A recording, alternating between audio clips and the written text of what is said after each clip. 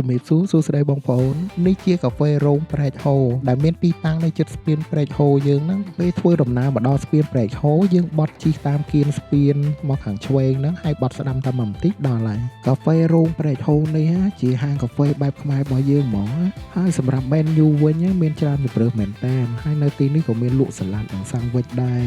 ហើយក៏មានលក់វត្ថុអនុស្សាវរីយ៍ដូចដបទឹកអាវយឺតឬក៏ថង់កណាត់អីចឹងខ្ញុំឃើញថង់កណាត់ដែលមានអក្សរខ្មែរយើងហើយនឹងអាវយឺតឃើញឡើងស្អាតមែនតើហ្មងហើយសម្រាប់កន្លែងអង្គុយវិញមានច្រើនមែនតើ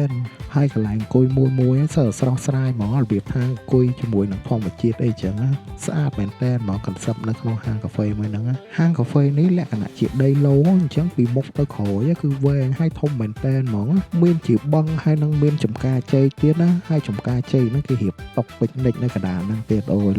លយមែនតើហ្មងមកអង្គុយធានាជូនដឹងតែ fresh ហ្មងខ្ញុំមកនេះពេលថ្ងៃហើយបើសួរថាក្តៅអត់ខ្ញុំថាអត់ក្តៅដោយសារព្រោះនៅក្នុងហាងកាហ្វេមួយនេះមានដើមឈើច្រើនសម្រាប់រសជាតិកាហ្វេវិញឆ្ងាញ់អាចទទួលយកបានហើយសាឡាត់មិត្តភ័ក្ដិខ្ញុំក៏ថាឆ្ងាញ់ដែរចឹងសម្រាប់សាំងវិចរបស់ខ្ញុំវិញក៏ឆ្ងាញ់អាចទទួលយកបានដែរខ្ញុំវិញជាប់ចិត្តតែមេអំបៅក្រូចឆ្មានេះដើរតាមញ៉ាំសម្ដែងថតរូបអីណាអញ្ចឹងសម្រាប់ទីតាំងច្បាស់លាស់ខ្ញុំនឹងដាក់ Google Map ជូនណាអរគុណសូមជម្រាបលាបាយបាយ